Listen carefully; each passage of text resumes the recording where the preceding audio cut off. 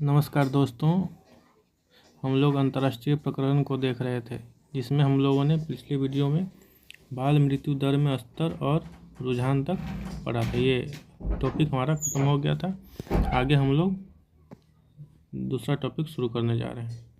इसमें हमारा आएगा, सबसे पहला टॉपिक है अंतर्राष्ट्रीय शस्त्र हस्तांतरण प्रवृत्तियाँ 2024।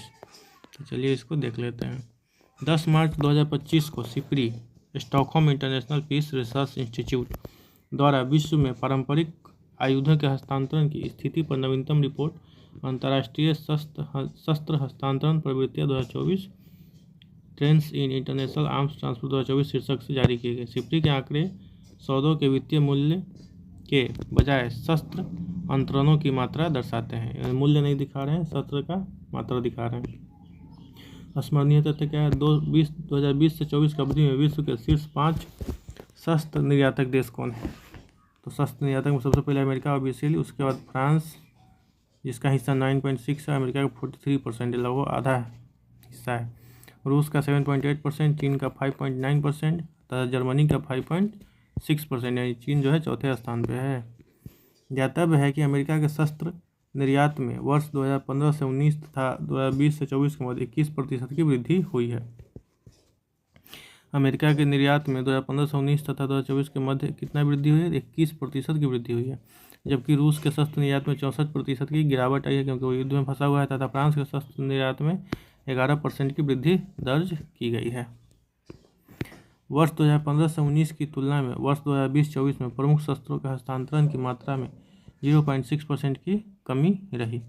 ओवरऑल 0.6% की कमी रही। वर्ष 2020 से 24 की अवधि में विश्व के शीर्ष 5 शस्त्र आयातक देश तथा उनका विश्व के शस्त्र आयात में हिस्सा इस प्रकार है। सबसे पहला यूक्रेन, लड़ाई चल रहा है इसलिए सबसे ज़्यादा 8.8%, भारत 8.3%, कतर 6.8%, सऊदी अरब 6.8% तथा पाकिस्तान 4.6%। नंबर 1 पे यूक्रेन है, दूसरा पे भारत है शस्त्र आयात करने में, तीसरा पे कतर है, चौथा पे सऊदी अरब है और पाँचवा पे पाकिस्तान है। वर्ष 2020 से 24 में एशिया और ओशिनिया के देशों का विश्व शस्त्र आयात में 33% की भागीदारी रही। यानी सबसे ज़्यादा आयात कहाँ हो रहा है? एशिया और ओशिनिया, यानी ऑस्ट्रेलिया न्यूजीलैंड के आसपास। इसके बाद यूरोप में 28%, मिडिल ईस्ट 27%, अमेरिका 6.2% तथा अफ्रीका 4.5% रहा। एशिया के बाद कौन है? यूरोप आयात करने में। वर्ष 2020 से 24 के दौरान यूक्रेन विश्व का सबसे बड़ा शस्त्र आयातक रहा, जिसका विश्व शस्त्र आयात में 8% हिस्सा रहा। वर्ष 2019 से 23 की अवधि में भारत शस्त्रों के आयात में शीर्ष स्थान पर था, जबकि वर्ष 2020 से 24 में भारत दूसरे स्थान पर है। वर्ष 2020 से 24 की अवधि में भारत द्वारा शस्त्र आयात वैश्विक शस्त्र आयातों का 8.3% है, यानी ज़्यादा कम नहीं हुआ है। वर्ष 2015 से 19 एवं 2020 से 24 के मध्य भारत द्वारा शस्त्र आयातों में 9.3% की गिरावट यानी कमी आई है। इस अवधि में यूक्रेन द्वारा शस्त्र आयातों में 9,627% की वृद्धि दर्ज की गई। Oh my God. वर्ष 2020-24 की अवधि में भारत के शस्त्रों के प्रमुख आपूर्तिकर्ता देश हैं। सबसे पहले रूस ही हैं हमारा। भारत के कुल शस्त्र आयात के 36% हिस्सा, फ्रांस 33% और इजराइल 13%। आर्थिक स्वतंत्रता सूचकांक 2025, यानी भारत के आयात में अमेरिका का हाथ नहीं है। और सर्वप्रथम वर्ष 1995 में प्रकाशित आर्थिक स्वतंत्रता सूचकांक इंडेक्स ऑफ इकोनॉमिक फ्रीडम एक वार्षिक रिपोर्ट है, जिसका प्रकाशन वाशिंगटन डीसी अमेरिका स्थित विचार मंच think tank the heritage foundation द्वारा किया जाता है। तो इंडेक्स ऑफ इकोनॉमिक फ्रीडम किसके द्वारा जारी किया जाता है? तो द हेरिटेज फाउंडेशन कहाँ का है? अमेरिका के वाशिंगटन डीसी का। स्मरणीय तथ्य देख लो तुम। फरवरी 2025 में आर्थिक स्वतंत्रता सूचकांक 2025 जारी किया गया। यह सूचकांक का 31वां संस्करण है। इस सूचकांक के अंतर्गत विश्व के 176 स्वायत्त देशों की आर्थिक नीति एवं स्थिति की तुलनात्मक अध्ययन प्रस्तुत किया गया है।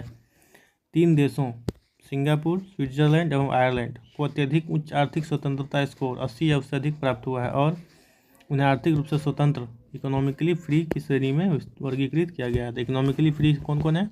सिंगापुर है, स्विट्जरलैंड है और आयरलैंड है। सिंगापुर, स्विट्जरलैंड और आयरलैंड। सूचकांक में सिंगापुर को विश्व की सबसे स्वतंत्र अर्थव्यवस्था घोषित किया गया और सिंगापुर को विश्व का सबसे स्वतंत्र अर्थव्यवस्था घोषित किया गया है।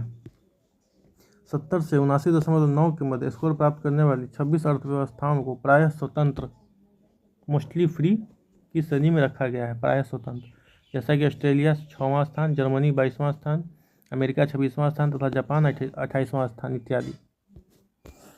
60 से 69.9 के मध्य स्कोर मध्यम रूप से स्वतंत्र की श्रेणी में रखा गया है। 50 से 59.9 के मध्य स्कोर प्राप्त करने वाली 60 अर्थव्यवस्थाओं को प्रायः गैर स्वतंत्र मोस्टली अनफ्री की श्रेणी में रखा गया है। भारत, ब्राज़ील एवं रूस जैसी प्रमुख अर्थव्यवस्थाएं इस श्रेणी में शामिल है। भारत, ब्राज़ील और रूस किस में आता है? तो गैर स्वतंत्र में, अनफ्री। आर्थिक स्वतंत्रता सूचकांक 2025 में भारत का स्कोर 53 है, जो मोस्टली अनफ्री के अंतर्गत आएगा, को 128वां स्थान प्राप्त हुआ है। पिछले वर्ष 2024 में भारत को 126वां स्थान प्राप्त हुआ था। इस सूची में सबसे नीचे 176वां स्थान पर उत्तर कोरिया है, जिसका स्कोर 3 है। अगला है भ्रष्टाचार बोध सूचकांक 2024। तो 1993 में एक गैर सरकारी एवं गैर लाभकारी संगठन के रूप में स्थापित ट्रांसपेरेंसी इंटरनेशनल पूछता है, इंपॉर्टेंट है। भ्रष्टाचार बोध सूचकांक कौन जारी करता है? तो ट्रांसपेरेंसी इंटरनेशनल। रिश्वत एवं गुप्त सौदे के दुरुपयोग को रोकने की दिशा में सरकारों, व्यवसायों एवं नागरिकों के साथ मिलकर कार्य करता है। जर्मनी की राजधानी बर्लिन में स्थित अपने अंतर्राष्ट्रीय सचिवालय से कार्य करते हुए संस्था वर्तमान में 100 से अधिक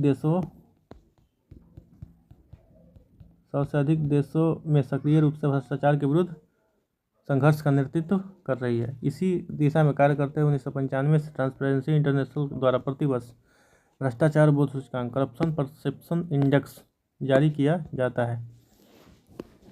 11 फरवरी 2025 को ट्रांसपेरेंसी इंटरनेशनल द्वारा भ्रष्टाचार बोध सूचकांक 2024 जारी किया गया। प्रतिवर्ष जारी होने वाली इस रिपोर्ट का यह 30वां संस्करण है।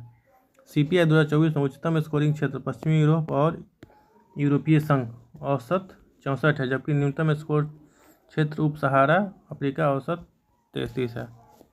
एशिया प्रशांत क्षेत्र का CPI औसत 44 है। डेनमार्क को इस सूचकांक में लगातार 7वें वर्ष प्रथम स्थान प्राप्त हुआ है। डेनमार्क लगातार 7वें वर्ष में फर्स्ट पे रहा, यानी यहाँ सबसे कम करप्शन भ्रष्टाचार है। देख लेते हैं सबसे कम भ्रष्टाचार वाले 3 देश। तो सबसे टॉप पे है डेनमार्क, उसके बाद है फिनलैंड, उसके बाद है सिंगापुर। एक है डेनमार्क, फिनलैंड दोनों यूरोप का, सिंगापुर एशिया का। Denmark, Finland, Singapore. और सर्वाधिक भ्रष्टाचार वाले 3 देश देखें तो सबसे नीचे दक्षिणी सूडान, सबसे नया देश सोमालिया, उसी के पास में है वेनेजुएला, दक्षिण अमेरिका में है। दक्षिण सूडान, सोमालिया अफ्रीका का हिस्सा हो गया और वेनेजुएला दक्षिण अमेरिका का। भ्रष्टाचार बोध सूचकांक 2024 में भारत 38 अंकों के साथ 96 स्थान पे है। भारत का अंक कितना मिला है? 38 और रैंक कितना मिला है? 96। 38-96। भारत के साथ मालदीव तथा गाम्बिया भी 38 अंकों के साथ संयुक्त रूप से 96वें स्थान पे है। इसके साथ साथ मालदीव भी पीछे और गाम्बिया भी पीछे भारत के पीछे है। ध्यातव्य है कि वर्ष 2023 के सूचकांक में भारत को 39 अंक और रैंक 93 प्राप्त हुआ था, लेकिन 2024 में ये घट के रैंक जो है 96 चला गया और स्कोर जो है 38 हो गया। अगला है जलवायु जोखिम सूचकांक 2025। जलवायु जोखिम सूचकांक, जिसको क्लाइमेट रिस्क इंडेक्स कहा जाता है, एक ऐसा उपकरण है जो देशों एवं क्षेत्रों पर चरम मौसमी घटनाओं के प्रभावों का मूल्यांकन करता है। इस सूचकांक का प्रकाशन वर्ष 2006 से किया जा रहा है। स्मरणीय तथ्य देखते हैं। 12 फरवरी 2025 को पर्यावरणीय संगठन जर्मन वॉच द्वारा जलवायु जोखिम सूचकांक 2025 को प्रकाशित किया गया। जलवायु जोखिम सूचकांक कौन प्रकाशित करता है? तो जर्मन वॉच। जलवायु जोखिम सूचकांक कौन प्रदर्शित करता है? तो जर्मन वॉच। इस सूचकांक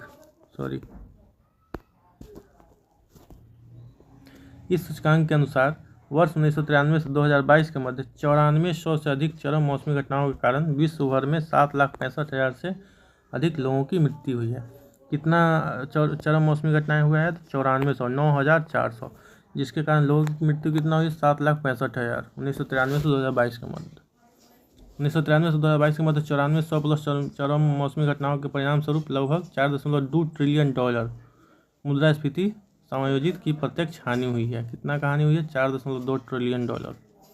1993 से 2022 के बीच तूफानों 35%, हीट वेव 30% और बाढ़ 27% के कारण विश्व में सर्वाधिक मौतें हुई। सबसे ज़्यादा तूफान से हुआ है 35%, वह हीट वेव से हुआ 30% और बाढ़ से 27%।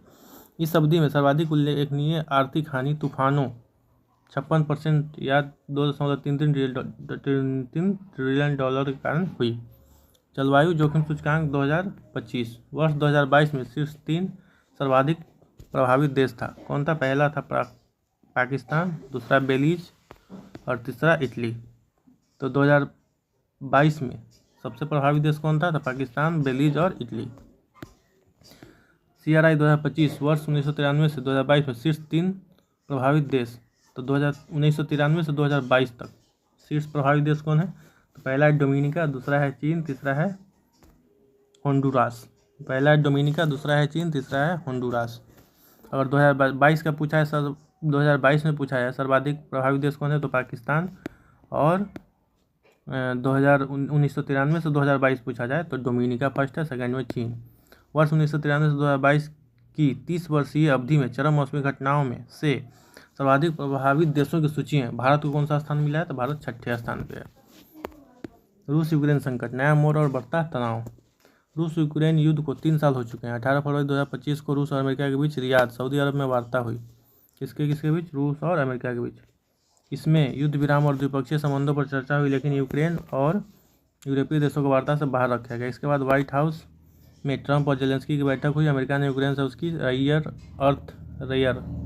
खनिज संपदा पर समझौता करने को कहा, बदले में उसे सुरक्षा और सैन्य सहायता देने की पेशकश की गई। लेकिन जब यूक्रेन सहमत नहीं हुआ तो अमेरिका ने सैन्य सहायता रोक दी। अमेरिकी समर्थन से उत्साहित रूस ने यूक्रेन पर नए हमले शुरू कर दिए। स्मरणीय शांति प्रयासों की पृष्ठभूमि में 12 फरवरी को ट्रंप और पुतिन के बीच सीधे फोन पर बात हुई थी, जिसे दोनों पक्षों में समझ बढ़ाने की शुरुआत कहा गया। 18 फरवरी 2025 को रूस अमेरिका के प्रतिनिधियों के मध्य सऊदी अरब के रियाद में वार्ता हुई। यूक्रेन और यूरोपीय देशों को वार्ता में शामिल नहीं किया गया। अमेरिका और रूस ने अपने राजनयिक मिशनों को पुनः खोलने पर सहमति दी। यूक्रेन शांति वार्ता के लिए उच्च स्तरीय समिति गठित करने पर सहमति बनी।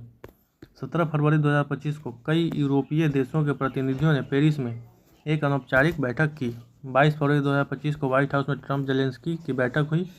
अमेरिका ने यूक्रेन से उसकी रेयर अर्थ खनिज संपदा पर समझौता करने की शर्त रखी। यूक्रेन ने इस समझौता को ठुकरा दिया। 25 फरवरी 2025 अमेरिका द्वारा यूक्रेन की सैन्य सहायता अस्थायी तौर पर निलंबित कर दी गई। 27 फरवरी 2025 रूस ने यूक्रेन पर नए हमले शुरू कर दिए। 28 फरवरी 2025 यूएन में अमेरिका ने रूस का समर्थन किया। 2 मार्च 2025 को लंदन में यूरोपीय नेताओं की बैठक हुई और फिर 6 मार्च को ब्रुसेल्स में EU शिखर सम्मेलन संपन्न हुआ। ये सब इतना इम्पोर्टेंट नहीं है।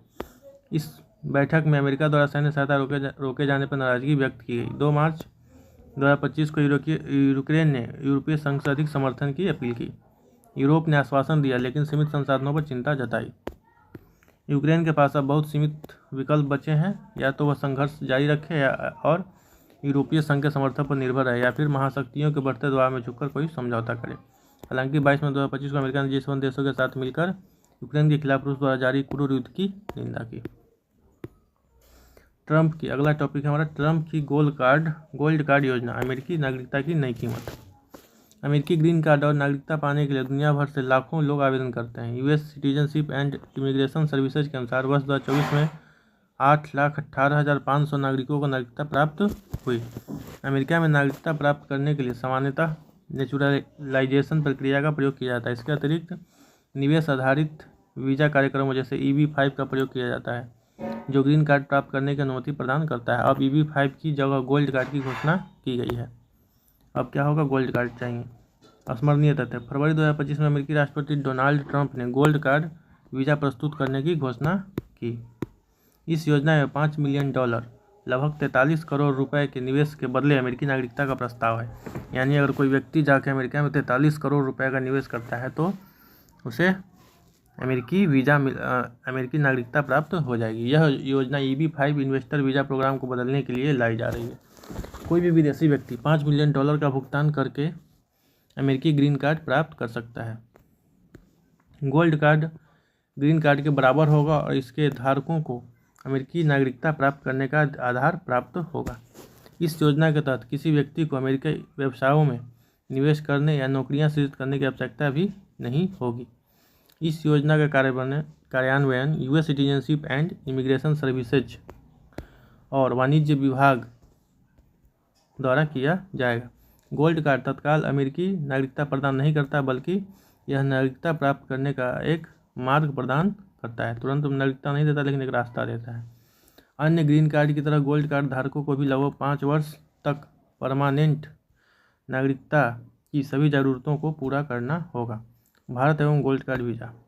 वर्ष 2023 में केवल 631 भारतीयों ने EB-5 वीज़ा के तहत अमेरिकी ग्रीन कार्ड प्राप्त किया। लगभग 43 करोड़ रुपए देकर अमेरिका का ग्रीन कार्ड प्राप्त करना अधिकांश भारतीय निवेशकों के लिए एक अव्यवहारिक विकल्प हो सकता है। ज़्यादातर भारतीय छात्र, प्रोफेशनल और स्टार्टअप निवेशक H-1B, L-1 या 0-1 वीज़ा को प्राथमिकता देते हैं, क्योंकि उनका उद्देश्य अमेरिकी नागरिकता प्राप्त करना नहीं होता है। भारत में वर्ष 2011 में प्रारंभ परमानेंट रेजिडेंस स्टेटस PRS योजना है। यह विदेशी निवेशकों को 18 महीनों में लगभग 10 करोड़ रुपए या 36 महीनों में 25 करोड़ रुपए के निवेश और 20 नौकरियों के सृजन के साथ भारत में अस्थायी आधार पर रहने की अनुमति प्रदान करती है। अगला है वैश्विक लोकतंत्र सूचकांक 2024। इकोनॉमिस्ट इंटेलिजेंस यूनिट यानी EIU इकोनॉमिस्ट होकर वैश्विक लोकतंत्र सूचकांक जारी कर रहा है। इकोनॉमिस्ट इंटेलिजेंस यूनिट द्वारा 27 फरवरी 2025 को प्रकाशित लोकतंत्र सूचकांक 2024 दर्शाता है कि वैश्विक लोकतंत्र अपनी सबसे कमजोर स्थिति में पहुंच गया है। 2024 में इतिहास के सबसे बड़े चुनावी वर्ष के बावजूद, जिसमें 70 से अधिक देशों में 1.65 अरब से अधिक मतदाता शामिल हुए, लोकतंत्र की स्थिति में सुधार के बजाय गिरावट देखी गई। स्मरणीय तथ्य। नॉर्वे ने लगातार 16वें वर्ष सबसे लोकतांत्रिक देश का स्थान बरकरार रखा 9.81 स्कोर के साथ। यानी सबसे लोकतांत्रिक देश कौन है? नॉर्वे। सबसे लोकतांत्रिक देश नॉर्वे। शीर्ष 3 लोकतांत्रिक देश पूर्ण लोकतंत्र के रूप में कौन है? तो नॉर्वे है, न्यूजीलैंड है, स्वीडन है। पूर्ण लोकतंत्र किसमें है? Norway, New Zealand, Sweden. Norway, New Zealand, Sweden. सबसे कम लोकतांत्रिक देश कहाँ है जहाँ पे तानाशाही होगा? तो उत्तर कोरिया, म्यांमार, अफगानिस्तान। उत्तर कोरिया, म्यांमार, अफगानिस्तान। उत्तर कोरिया, म्यांमार, अफगानिस्तान। यानी म्यांमार का स्थान अफगानिस्तान से भी ऊपर है। 7.85 स्कोर के साथ अमेरिका त्रुटिपूर्ण लोकतंत्र की श्रेणी में बना हुआ है। अमेरिका क्या है? त्रुटिपूर्ण लोकतंत्र है। जो दुनिया का पहला लोकतंत्र अपने आप को कहता है, वो त्रुटिपूर्ण लोकतंत्र से गुजर रहा है। भारत का प्रदर्शन क्या है? तो 2024 में भारत की स्थिति रैंक 41 है और स्कोर 7.29 है। त्रुटिपूर्ण लोकतंत्र यानी अमेरिका, भारत एक ही श्रेणी में है। इंडोनेशिया। अगला है इंडोनेशिया ब्रिक्स का नवीनतम पूर्ण सदस्य।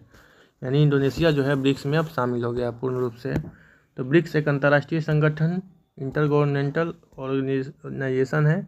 यह वैश्विक दक्षिण ग्लोबल साउथ के देशों के लिए एक राजनीतिक और राजनयिक समन्वय मंच के रूप में कार्य करता है। ब्रिक्स की आधिकारिक वेबसाइट के अनुसार वर्तमान में ब्रिक्स के 11 पूर्ण सदस्य देश हैं। कितने हैं? 11। इसके 5 मूल सदस्य ओरिजिनल कौन है? तो ब्राज़ील, चीन, भारत, रूस और दक्षिण अफ्रीका, जिसी के नाम से बना है ब्रिक्स। B से ब्राज़ील, R से रूस, I से इंडिया, C से चाइना और S से साउथ अफ्रीका। जबकि वर्ष 2024-25 के दौरान शामिल 6 नए सदस्य देश मिस्र, इथियोपिया, इंडोनेशिया, ईरान, सऊदी अरब और UAE हैं। देखिए अफ्रीका से कौन कौन है? मिस्र और इथियोपिया। इधर एशिया से हो गया इंडोनेशिया, ईरान, सऊदी अरब और UAE। 1 2 3 4 मुस्लिम देश हैं। इंडोनेशिया, ईरान, सऊदी अरब और UAE। और एक मिस्र भी मुस्लिम देश ही है, इथियोपिया भी लगभग मुस्लिम देश ही है। स्मरणीय तथ्य। 6 जनवरी 2025 को इंडोनेशिया आधिकारिक रूप से ब्रिक्स का पूर्ण सदस्य बन गया। कब बना? 6 जनवरी 2025 को। ब्रिक्स समूह में शामिल होने वाला यह दक्षिण पूर्व एशिया का पहला राष्ट्र है। दक्षिण पूर्व एशिया का यह पहला राष्ट्र है। ब्राज़ील की अध्यक्षता के तहत यह ब्रिक्स समूह के प्रथम विस्तार को चिन्हित करता है। उल्लेखनीय है कि ब्राज़ील 1 जनवरी 2025 को ब्रिक्स की अध्यक्षता ग्रहण की है। उल्लेखनीय है कि अगस्त 2023 में जोहान्सबर्ग में आयोजित ब्रिक्स शिखर सम्मेलन में इंडोनेशिया की सदस्यता को मंजूरी प्रदान की गई थी। कब की गई थी? 2023 में। अब जाके पूर्ण सदस्य बन गया है। अगला है विश्व स्मारक निगरानी सूची 2025। विश्व स्मारक निगरानी सूची द वर्ल्ड मॉन्यूमेंट्स वॉच एक नामांकन आधारित कार्यक्रम है जो स्थानीय विरासत संरक्षण को वैश्विक जागरूकता एवं कार्रवाई से जोड़ता है। विश्व स्मारक निगरानी सूची को वर्ष 1996 में लॉन्च किया गया था और इसकी घोषणा प्रत्येक 2 वर्षों में की जाती है। स्मरणीय तथ्य: 15 जनवरी 2025 को WMF वर्ल्ड मोन्यूमेंट्स फंड द्वारा विश्व स्मारक निगरानी 2025 वर्ल्ड मोन्यूमेंट्स वॉच 2025 नामक सूची की घोषणा की गई। वर्ष 2025 की सूची में कुल 25 स्थलों को शामिल किया गया है। ये 25 स्थल 5 महाद्वीपों में विस्तारित 29 देशों और चंद्रमा पर स्थित है। यह पहला अवसर है जब विश्व स्मारक निगरानी सूचकांक में चंद्रमा को एक स्थल के रूप में शामिल किया गया है। वर्तमान में चंद्रमा पर 90 से अधिक ऐसे ऐतिहासिक स्थल स्थित है जहां अंतरिक्ष यानों और चंद्र सतह के मध्य संपर्क स्थापित हुआ है। कितना है? 90 से अधिक। इन स्थलों में अपोलो 11 मिशन का लैंडिंग स्थल ट्रैंक्विलिटी बेस भी शामिल है। अपोलो का लैंडिंग स्थल कौन सा है? तो ट्रैंक्विलिटी बेस, जो 100 से अधिक ऐतिहासिक कलाकृतियों के साथ साथ चंद्रमा पर मानवता के पहले पदचिन्हों को भी संरक्षित करता है। भारतीय स्थल कौन सा है? तो भारत के 2 स्थलों को विश्व स्मारक निगरानी सूची 2025 में शामिल किया गया है। पहला है भुज की ऐतिहासिक जल प्रणालियाँ, भुज हिस्टोरिक वाटर सिस्टम। दूसरा है मूसी नदी के किनारे स्थित ऐतिहासिक इमारतें। कौन कौन है? तो भुज का ऐतिहासिक जल प्रणाली और मूसी नदी के किनारे स्थित ऐतिहासिक इमारतें। भुज की ऐतिहासिक जल प्रणालियाँ। उल्लेखनीय है कि भुज की ऐतिहासिक जल प्रणालियाँ गुजरात के कच्छ जिले में स्थित है। 16वीं शताब्दी में राव खेंगरची प्रथम के शासनकाल के दौरान निर्मित हमीरसर झील को भुज के शुरुआती विकास को बनाए रखने के लिए डिजाइन किया गया था। मूसी नदी के किनारे स्थित ऐतिहासिक इमारतें। हैदराबाद से होकर गुजरते हुए मूसी नदी का मार्ग एक समृद्ध विरासत संग्रह के साथ जुड़ा हुआ है। यह इस दक्षिण भारतीय शहर के एक मध्यकालीन केंद्र से आधुनिक महानगर तक के विकास को दर्शाता है। कौन? मूसी नदी के किनारे ही हैदराबाद शहर है। मूसी नदी कृष्णा नदी की एक प्रमुख सहायक नदी है। इस नदी का उद्गम तेलंगाना में विकाराबाद के निकट अनंतगिरी पहाड़ियों से होता है। मूसी नदी का उद्गम कहाँ से है? अनंतगिरी पहाड़ी, तेलंगाना। यह नदी अंततः तेलंगाना के नलगोंडा जिले के वड्डपल्ली गांव के निकट कृष्णा नदी में मिल जाता है। तो तेलंगाना में ही यह कृष्णा नदी में मिल जाता है। विश्व ध्यान दिवस, विश्व मेडिटेशन दिवस। ध्यान यानी मेडिटेशन एक प्राचीन अभ्यास है जो वर्तमान क्षण प्रेजेंट मोमेंट पर ध्यान केंद्रित करने पर आधारित है। इसका उद्देश्य मानसिक और आध्यात्मिक विकास, शांति और आत्म साक्षात्कार प्राप्त करना है। स्मरणीय तथ्य: संयुक्त राष्ट्र ने 21 दिसंबर को विश्व ध्यान दिवस वर्ल्ड मेडिटेशन डे के रूप में घोषित किया। कब? 21 दिसंबर को विश्व ध्यान दिवस घोषित किया है। भारत की भूमिका: उक्त प्रस्ताव के सर्वसम्मत अनुमोदन में भारत की महत्वपूर्ण भूमिका रही। प्रथम विश्व ध्यान दिवस संयुक्त राष्ट्र के तत्वाधानों में 21 दिसंबर 2024 को प्रथम विश्व ध्यान दिवस आयोजित किया गया।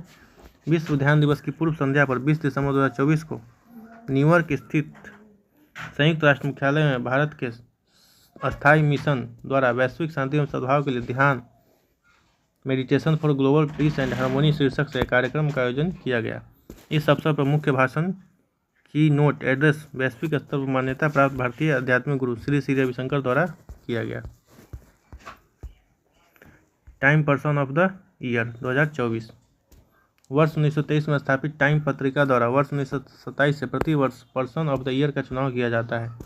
वर्ष 1927 में पहला पर्सन ऑफ द ईयर तत्कालीन परिप्रेक्ष्य में man of the year Charles Lindbergh को चुना गया था। चार्ल्स लिंडनबर्ग भारत की तरफ से महात्मा गांधी पहले वे एकमात्र भारतीय हैं जिन्हें वर्ष 1930 में टाइम पत्रिका ने पर्सन ऑफ द ईयर चुना था। हालांकि वर्ष 2014 और 16 के Time person of the year online readers poll का विजेता भारतीय प्रधानमंत्री नरेंद्र मोदी को घोषित किया गया था। कब? तो 2014 और 2016।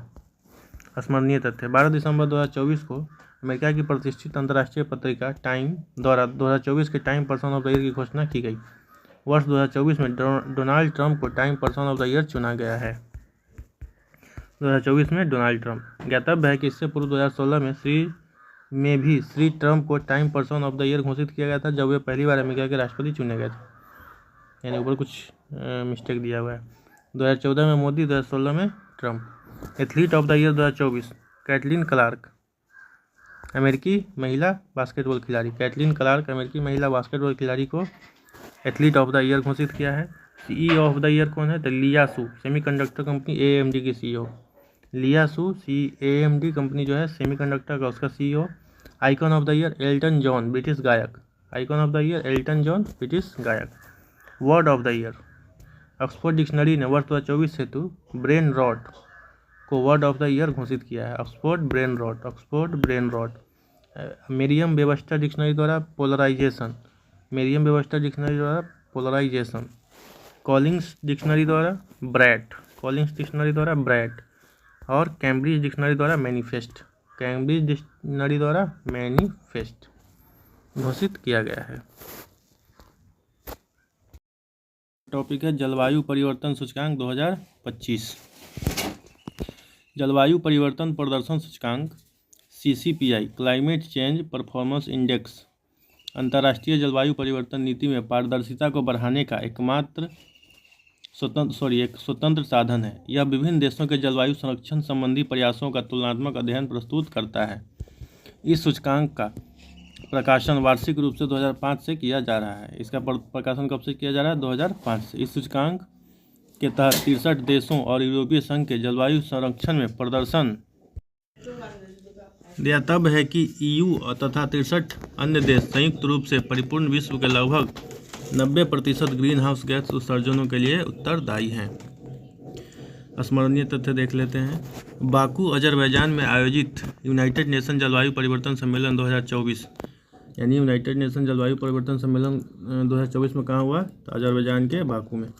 COP29 के दौरान 20 नवंबर 2024 को जर्मन वॉच, एक थिंक टैंक है, क्लाइमेट एक्शन नेटवर्क तथा न्यू क्लाइमेट इंस्टीट्यूट द्वारा संयुक्त रूप से जलवायु प्रदर्शन सूचकांक 2025 जारी किया गया। किसके द्वारा? तो जर्मन वॉच द्वारा और न्यू क्लाइमेट इंस्टीट्यूट के द्वारा। यह इस सूचकांक का 20वां संस्करण है। CCPI 2025 में शीर्ष 3 स्थानों में कोई भी देश अपना स्थान नहीं बना सका। डेनमार्क ने CCPI 2025 में सर्वोच्च रैंक वाले देश के रूप में समग्र रूप से चौथा स्थान हासिल किया है। ऐसे तो टॉप पे है, लेकिन समग्र रूप में ये चौथे स्थान पे है। ईरान का स्कोर 17.47 को सूचकांक में अंतिम स्थान प्राप्त हुआ है। वहीं पे ईरान को अंतिम, फर्स्ट में डेनमार्क जो कि चौथा है और ईरान है अंतिम। CCPI 2025 में विश्व का सबसे बड़ा CO2 उत्सर्जक देश चीन 55वें स्थान पर, जबकि दूसरा सबसे बड़ा CO2 उत्सर्जक देश अमेरिका 57वें स्थान पर है। सबसे पहले अमेरिका होता था फर्स्ट पे, अब चीन हो गया है फर्स्ट पे। CCPI 2025 में केवल 2 G20 देश तथा UK एवं भारत उच्च प्रदर्शनकर्ताओं में शामिल है।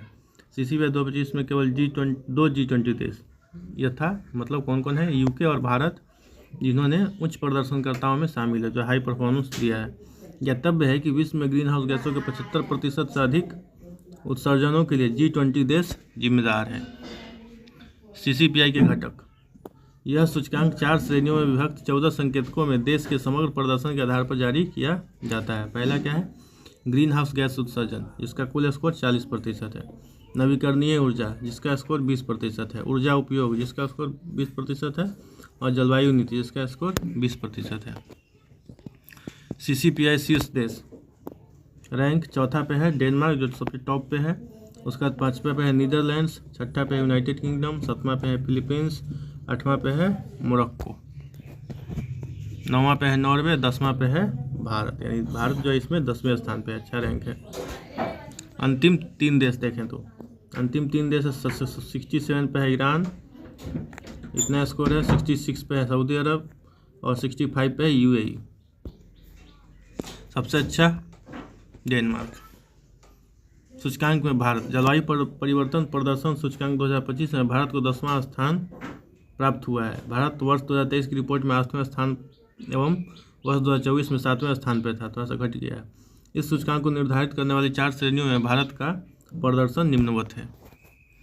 श्रेणी ग्रीन हाउस गैस उत्सर्जन में भारत का स्कोर 28.78 है और रैंक 13 है। समग्र रेटिंग क्या है? उच्च है।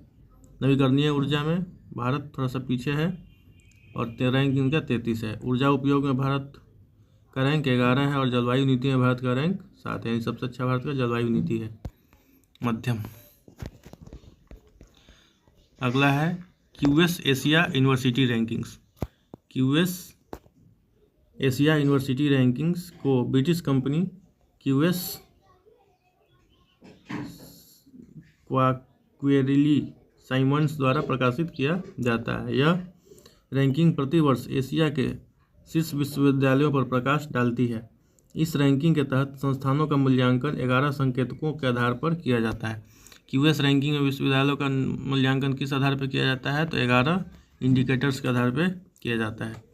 स्मरणीय तथ्य: 6 नवंबर 2024 को QS एशिया यूनिवर्सिटी रैंकिंग 2025 को जारी किया गया।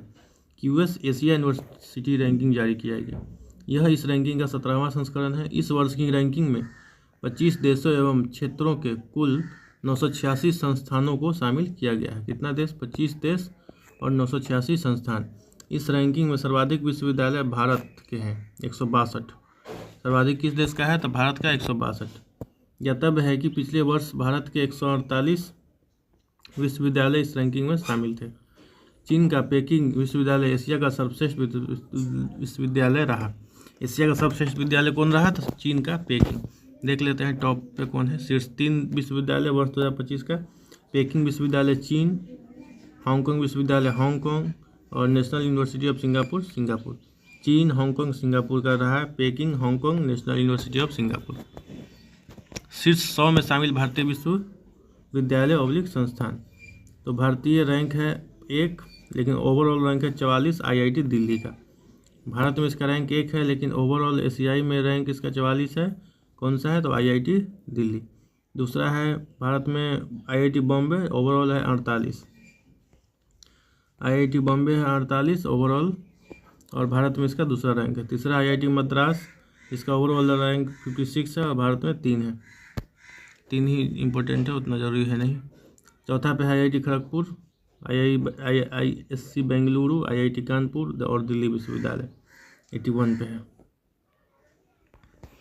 विश्व की 10 सबसे बड़ी अर्थव्यवस्थाएं 2025 की। तो जून 2025 में फोर्ब्स द्वारा 2025 में विश्व की शीर्ष 10 अर्थव्यवस्थाएं, top 10 largest economies in the world in 2025 से संबंधित आंकड़े जारी किए। इसके संदर्भ में डाटा का स्रोत 6 जून 2025 तक के IMF द्वारा लिए गए आंकड़ों से लिए गए हैं। मतलब IMF के आंकड़ों से ये रिपोर्ट जारी किया गया है। स्मरणीय तथ्य: जारी आंकड़ों के अनुसार वर्ष 2025 में GDP के संदर्भ में शीर्ष राज्य संयुक्त राज्य अमेरिका है। सबसे टॉप पे कौन है? तो संयुक्त राज्य अमेरिका। उसके बाद क्रमशः चीन और जर्मनी तथा भारत का स्थान है। उसके बाद चीन, उसका जर्मनी, उसके बाद भारत, यानी भारत चौथे स्थान पे है। सबसे टॉप पे अमेरिका, उसका चीन, सेकेंड पे, थर्ड पे जर्मनी और चौथा पे भारत। GDP के संदर्भ में वैश्विक स्तर पर भारत का चौथा स्थान है। GDP में भारत का स्थान चौथा है। विश्व की वर्ष 2025 में विश्व की 5 सबसे बड़ी अर्थव्यवस्थाएं निम्न हैं। कौन कौन है देखते हैं। पहला है USA। पहला कौन है? USA। इसका GDP ट्रिलियन डॉलर में कितना है? 30.51 ट्रिलियन डॉलर। और GDP हजार में है कितना है? 89.11। 1 मिनट। प्रति व्यक्ति GDP है इसमें 89.11 हजार डॉलर। और वार्षिक GDP वृद्धि दर 1.8% है। चीन का है ओवरऑल ट्रिलियन डॉलर 19.23, लगभग 20 ट्रिलियन डॉलर कर सकते हैं। और GDP प्रति व्यक्ति है 13.69 हजार डॉलर, और इसका वृद्धि है 4%। अगला है जर्मनी। जर्मनी का 4.74 ट्रिलियन डॉलर है। इसका प्रति व्यक्ति 55.91 है, और इसका वृद्धि जो है माइनस में है, -0.1। भारत का GDP जो है 4.19, लगभग जापान के बराबर है, और इसका प्रति व्यक्ति आय सबसे कम है 2.88 हजार डॉलर, और इसका वृद्धि दर लेकिन सबसे अधिक है 6.2। हमारा मेन भारत का याद रखना होगा। भारत का जो GDP कितना है? तो 4.19 ट्रिलियन डॉलर। प्रति व्यक्ति GDP कितना है? तो 2.88 हजार डॉलर, 2.88 हजार डॉलर। और वृद्धि कितना है? ग्रोथ रेट कितना है? तो 6.2%। जापान 5वें स्थान पे है। आंकड़े 6 जून 2025 तक अद्यतन, यही सबसे लेटेस्ट आंकड़ा है। World giving index 2024। अगस्त 2024 में चैरिटीज़ एंड एड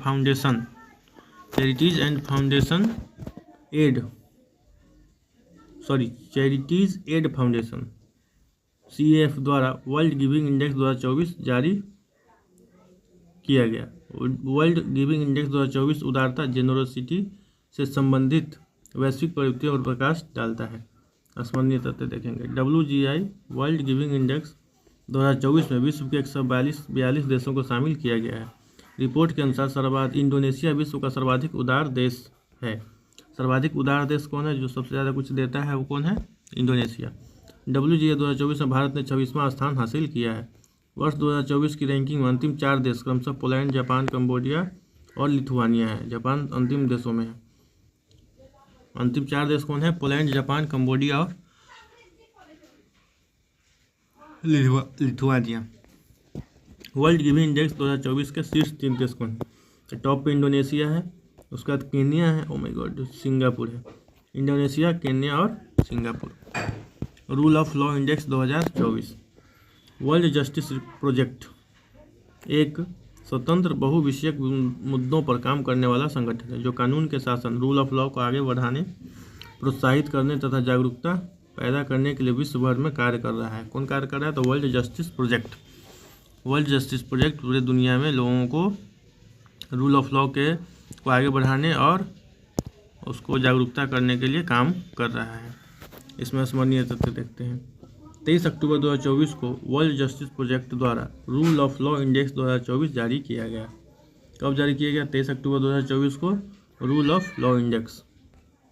यह सूचकांक विश्व के 142 देशों एवं क्षेत्राधिकारों, वैश्विक जनसंख्या का लगभग 95% में कानून के शासन का मापन करता है। इस सूचकांक के अनुसार लगातार 7वें वर्ष विश्व स्तर पर कानून के शासन में गिरावट दर्ज की गई है। कानून के शासन में लगातार 7वें वर्ष क्या हुआ है? गिरावट दर्ज किया गया है। विगत वर्ष सर्वेक्षण के लिए किए गए 57% देशों में कानून के शासन में गिरावट दर्ज की गई है। हालांकि भारत उन गिने चुने देशों में शामिल है जिनके WGAP project rule of law index score में वृद्धि दर्ज की गई है। रूल ऑफ लॉ इंडेक्स 2024 में भारत को 79वां स्थान प्राप्त हुआ है। रूल ऑफ लॉ इंडेक्स 2024 में शीर्ष 3 देश, सबसे टॉप पे है डेनमार्क, उसका नॉर्वे, फिनलैंड। डेनमार्क, नॉर्वे और फिनलैंड। प्रविधि। रूल ऑफ लॉ इंडेक्स में देशों के प्रदर्शन का मूल्यांकन निम्नलिखित 8 कारकों में विभक्त 44 संकेतकों के आधार पर किया जाता है। तो मेन 8 कारक कौन है वो देख लेते हैं। पहला है सरकारी शक्तियों पर अवरोध, कॉन्स्ट्रेंट्स ऑन गवर्नमेंट पावर्स, भ्रष्टाचार की अनुपस्थिति, अब्सेंस ऑफ करप्शन, खुली सरकार, ओपन गवर्नमेंट, मौलिक अधिकार, फंडामेंटल राइट्स, आदेश एवं सुरक्षा, ऑर्डर एंड सिक्योरिटी, नियामक परिवर्तन, रेगुलेटरी इन्फोर्समेंट, नागरिक न्याय, सिविल जस्टिस, नागरिक को न्याय। 8वां क्या है? आपराधिक न्याय, क्रिमिनल जस्टिस। अगला टॉपिक हमारा नोबेल पुरस्कार 2024। 21 अक्टूबर 1833 को स्टॉकहोम में जन्मे स्वीडिश आविष्कारक एवं उद्यमी अल्फ्रेड नोबेल नोबेल पुरस्कार के संस्थापक हैं। अल्फ्रेड नोबेल की वसीयत में उल्लिखित उनकी इच्छा को पूर्ण करने हेतु 1900 में एक निजी संस्थान के रूप में नोबेल फाउंडेशन की स्थापना की गई, अल्फ्रेड नोबेल के नाम से। स्मरणीय तथ्य देखते हैं। अर्थशास्त्र का नोबेल पुरस्कार 2024।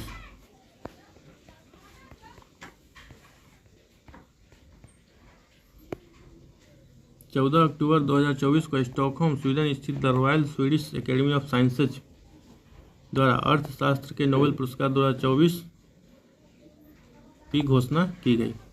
किसके द्वारा? तो स्टॉकहोम स्वीडन स्थित the royal Swedish academy of sciences को किसने जारी किया? The royal Swedish academy of sciences द्वारा घोषणा की गई। इस वर्ष यह पुरस्कार संयुक्त रूप से जिन 3 अर्थशास्त्रियों को प्रदान किया जाएगा वे हैं 3 अर्थशास्त्री जिनको यह प्रदान किया जाएगा। डैरेन एस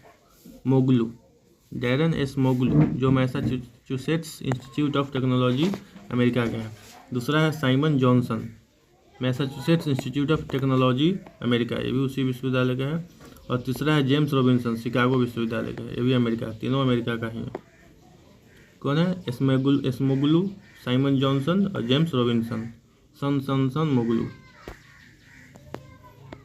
इन तीनों अर्थशास्त्रियों को यह पुरस्कार संस्थाओं इंस्टीट्यूशंस के गठन और आर्थिक समृद्धि पर उनके प्रभाव से संबंधित शोध के लिए प्रदान किया जाएगा। अगला है नोबेल शांति पुरस्कार 2024। 11 अक्टूबर 2024 को ओस्लो नॉर्वे स्थित the Norwegian Nobel committee, Nobel शांति पुरस्कार कहाँ दिया गया? तो ओस्लो में, नॉर्वे में जो स्थित है द नॉर्वेजियन नोबेल कमेटी द्वारा वर्ष 2024 के नोबेल शांति पुरस्कार की घोषणा की गई। यह पुरस्कार निहोन हिंडांक्यो नामक एक जापानी संगठन को प्रदान किया गया है। यह किसको दिया गया है? तो निहोन हिंडांक्यो एक जापानी संगठन है, उसको प्रदान किया गया। यह पुरस्कार परमाणु हथियारों से मुक्त एक विश्व की प्राप्ति के लिए संगठन द्वारा किए गए प्रयासों हेतु प्रदान किया जाएगा।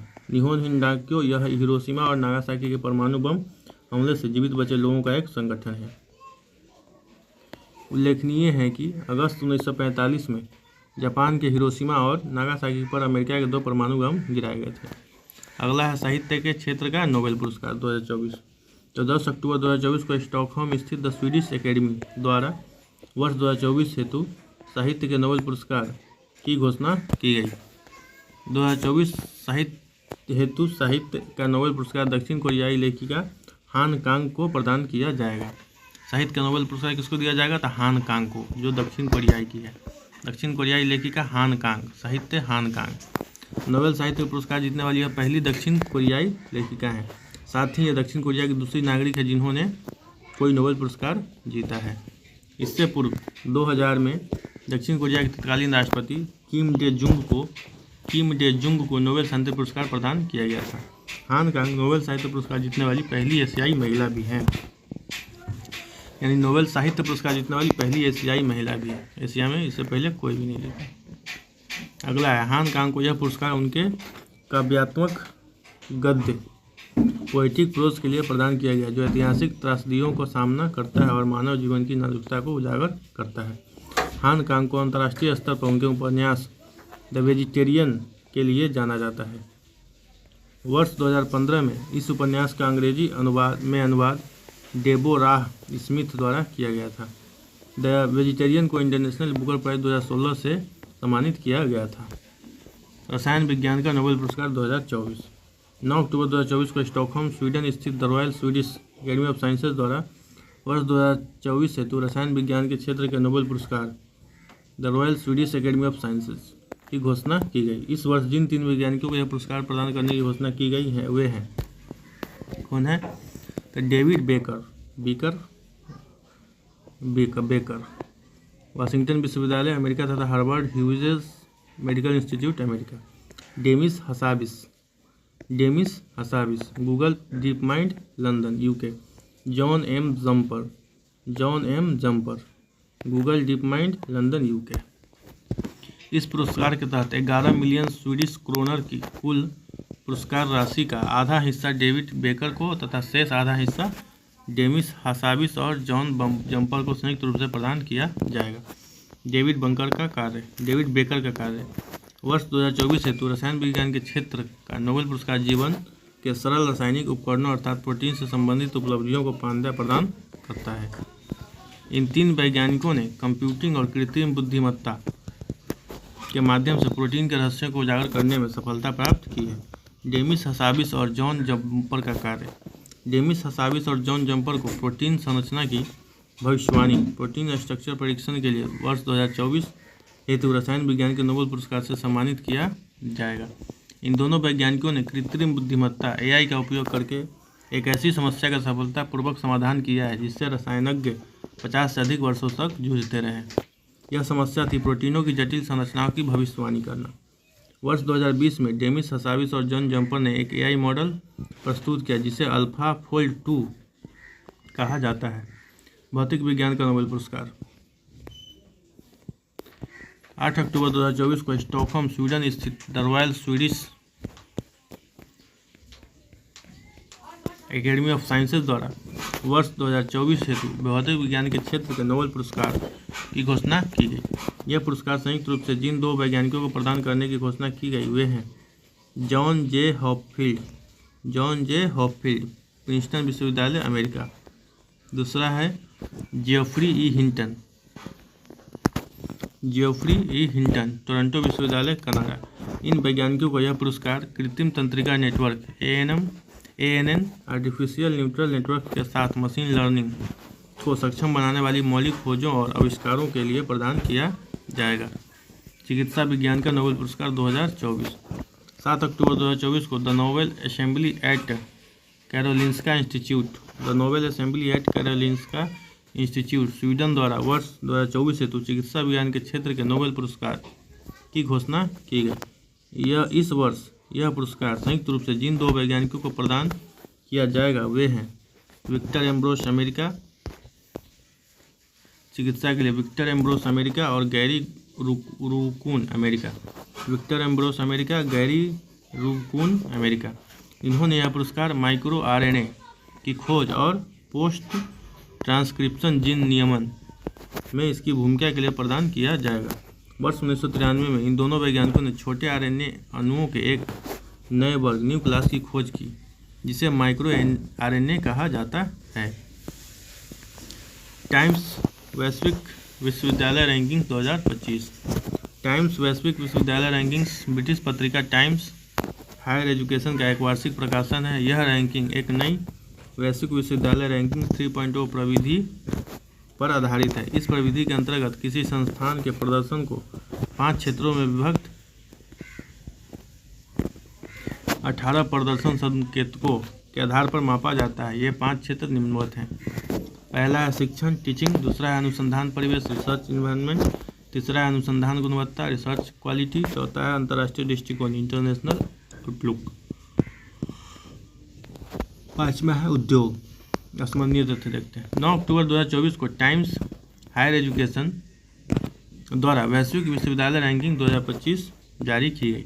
इसके द्वारा टाइम्स द्वारा यह इस रिपोर्ट का 21वां संस्करण है।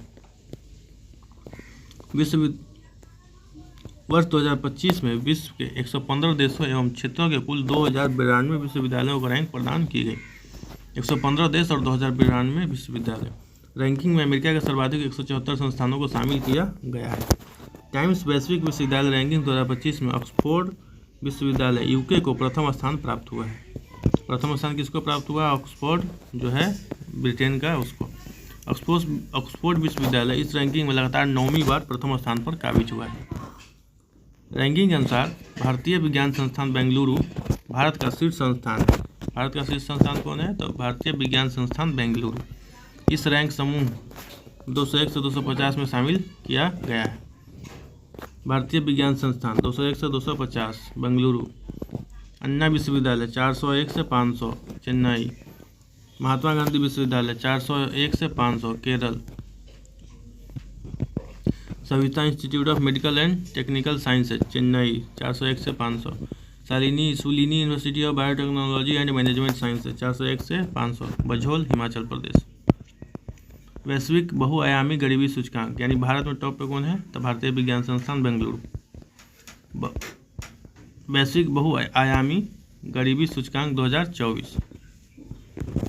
वैश्विक बहुआयामी गरीबी सूचकांक का वर्ष 2010 में ऑक्सफोर्ड गरीबी एवं मानव विकास पहल तथा संयुक्त राष्ट्र विकास कार्यक्रम UNDP के मानव विकास रिपोर्ट कार्यालय द्वारा किया गया था। OPHI तथा UNDP ने एल्कीरे-फॉस्टर विधि का विकास बहुआयामी गरीबी के मापन के लिए किया है। कौन सा विधि का उपयोग किया है? एल्कीरे-फॉस्टर विधि। सभी के लिए एक बेहतर तथा अधिक टिकाऊ भविष्य के निर्माण के उद्देश्य से 2015 में 17 सतत विकास लक्ष्यों को अपनाया गया। SDG के अंतर्गत लक्ष्य 1 वर्ष 2030 तक विश्व से गरीबी के संपूर्ण तथा सभी रूपों के उन्मूलन से संबंधित है। SDG 1 को प्राप्त करने के दिशा में हो रही प्रगति को मापने का एक साधन वैश्विक बहुआयामी गरीबी सूचकांक है। वर्ष 2010 से वैश्विक बहुआयामी गरीबी सूचकांक multi dimensional poverty index MPI विश्व के 100 से अधिक देशों में व्याप्त गरीबी की तीव्र या विभत्स स्थिति का तुलनात्मक अध्ययन करता है। स्मरणीय तथ्य देखते हैं।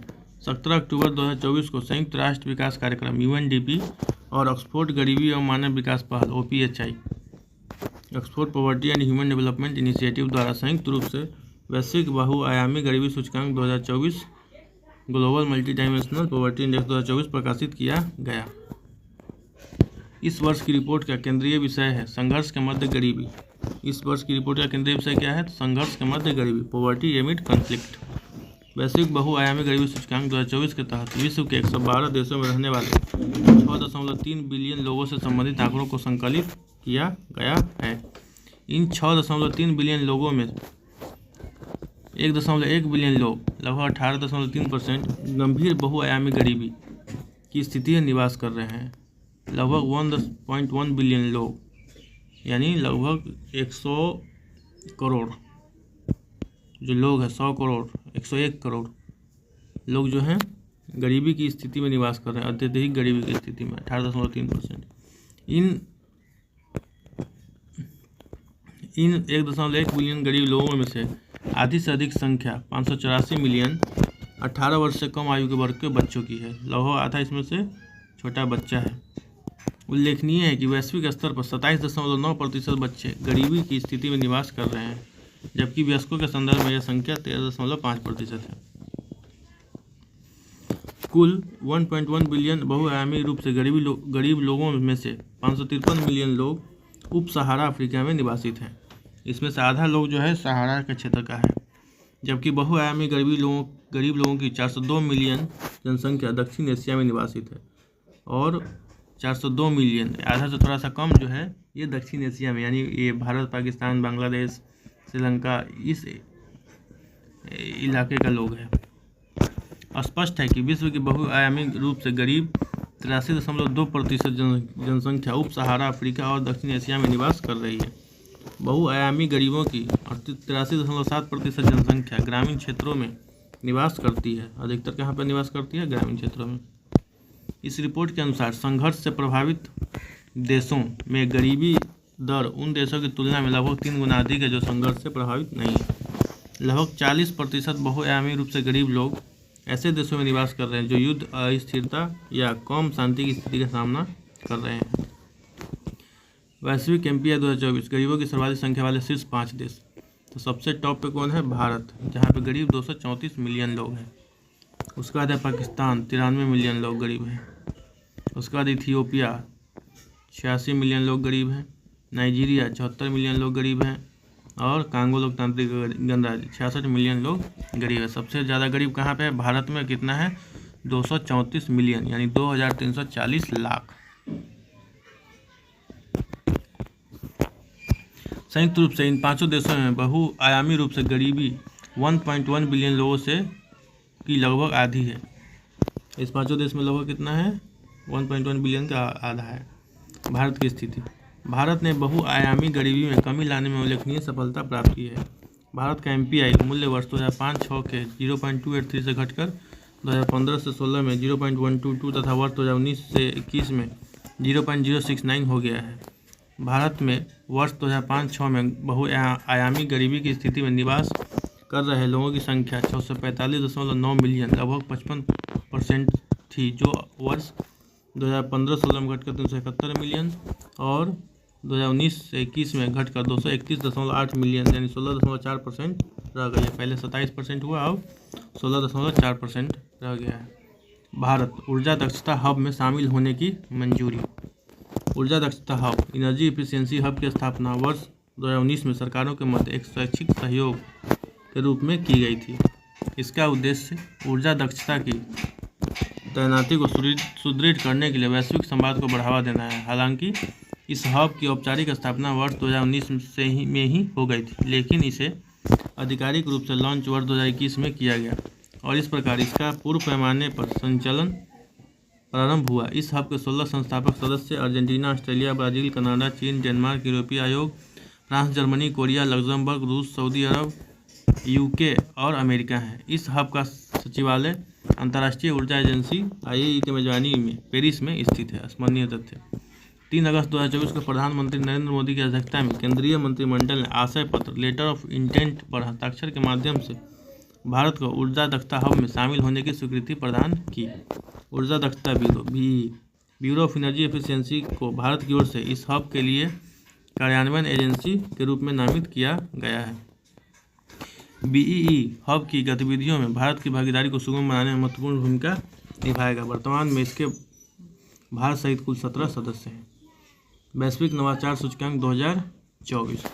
वर्ष 2007 से वैश्विक नवाचार सूचकांक ग्लोबल इनोवेशन इंडेक्स का प्रकाशन प्रतिवर्ष किया जा रहा है। इस सूचकांक का प्रकाशन विश्व बौद्धिक संपदा संगठन World Intellectual Property Organization WIPO द्वारा किया जाता है। WIPO द्वारा इस सूचकांक का प्रकाशन द पोर्टुलन्स इंस्टीट्यूट की भागीदारी में किया गया है। साथ ही इस सूचकांक के प्रकाशन में कॉरपोरेट नेटवर्क भागीदारों यथा the Confederation of Indian Industry एवं Brazilian National Confederation of Industry आदि की सहयोगी भूमिका रही है। स्मरणीय तथ्य: 26 सितंबर 2024 को वैश्विक नवाचार सूचकांक 2024 जारी किया गया। यह इस सूचकांक का 17वां संस्करण है। इस संस्करण का शीर्षक है सामाजिक उद्यमिता के वादे को उजागर करना, unlocking the promise of social entrepreneurship. वैश्विक नवाचार सूचकांक 2024 में विश्व की कुल 133 अर्थव्यवस्थाओं के नवाचार प्रदर्शन को मापकर उन्हें रैंकिंग प्रदान की गई है। वैश्विक नवाचार सूचकांक 2024 में स्विट्जरलैंड को लगातार 14वें वर्ष प्रथम स्थान प्राप्त हुआ है। यानी स्विट्जरलैंड जो है लगातार 14 वर्ष से टॉप है, अर्थात इसे विश्व की सबसे नवाचारी अर्थव्यवस्था की घोषित किया गया है। अंगोला, जिसका स्कोर 10.2 है, को इस सूचकांक में अंतिम स्थान प्राप्त हुआ है। अंगोला को अंतिम स्थान प्राप्त हुआ है। वैश्विक नवाचार सूचकांक 2024 में शीर्ष 3 देश, पहला है स्विट्जरलैंड, दूसरा है स्वीडन और तीसरा है अमेरिका। पहला है स्विट्जरलैंड, दूसरा है स्वीडन और तीसरा है अमेरिका। भारत को लगातार 14वें वर्ष 2011 से 24 इनोवेशन ओवर परफॉर्मर घोषित किया गया है। वैश्विक नवाचार सूचकांक 2024 में भारत को 39वीं रैंक स्कोर 2.3 प्राप्त हुई है। भारत को कौन सा रैंक प्राप्त हुआ है? 39 नवाचार सूचकांक में 39। 2023 में भारत को स्थान 40, GI 2023 में भारत 40वें स्थान पर था, यानी भारत का इसमें 1 अंक का बढ़ोतरी हुआ है। विज्ञान एवं प्रौद्योगिकी नवाचार क्लस्टर्स। वैश्विक नवाचार सूचकांक 2024 के तहत विश्व के सबसे बड़े विज्ञान एवं प्रौद्योगिकी नवाचार क्लस्टर्स की भी घोषणा की गई। टोक्यो या योकोहामा जापान विश्व का सबसे बड़ा विज्ञान एवं प्रौद्योगिकी हब है। विश्व के शीर्ष 100 विज्ञान एवं प्रौद्योगिकी क्लस्टर्स में भारत के 4 शहर बेंगलुरु, दिल्ली, मुंबई एवं चेन्नई शामिल है। अगला है विश्व प्रतिभा रैंकिंग 2024। प्रतिवर्ष विश्व प्रतिभा रैंकिंग का प्रकाशन institute for management development IMD द्वारा जारी किया जाता है। इस रैंकिंग के तहत किसी भी देश की अपनी घरेलू प्रतिभाओं के कौशल और योग्यता को विकसित करने की क्षमता का मूल्यांकन किया जाता है। स्मरणीय तथ्य: सितंबर 2024 में IMD international institute for management development world competitiveness centre द्वारा विश्व प्रतिभा रैंकिंग 2024 जारी की गई। किसके द्वारा? वर्ल्ड कॉम्पिटिटिवनेस सेंटर द्वारा। यह इस रैंकिंग का 11वां संस्करण है। कौन सा संस्करण है? 11वां। विश्व प्रतिभा रैंकिंग WTR 2024 में विश्व की कुल 67 अर्थव्यवस्थाओं को शामिल किया गया है। विश्व प्रतिभा रैंकिंग 2024 शीर्ष 3 देश, पहला है स्विट्जरलैंड, दूसरा है सिंगापुर, तीसरा है लग्जमबर्ग। स्विट्जरलैंड को 100 स्कोर प्राप्त हुआ है, इसे याद रखना जरूरी है। विश्व प्रतिभा रैंकिंग में स्विट्जरलैंड टॉप है। नवाचार में भी स्विट्जरलैंड था और प्रतिभा में भी स्विट्जरलैंड है। WTR 2024 में सम्मिलित 67 देशों की सूची में भारत को ने 58वां स्थान प्राप्त किया है। वर्ष 2023 की इस रैंकिंग में भारत 56वें स्थान पे था। वर्ष 2023 में भारत कौन से स्थान पे था? 56, लेकिन 2024 में 58 पे चला गया, यानी थोड़ा सा घट गया है।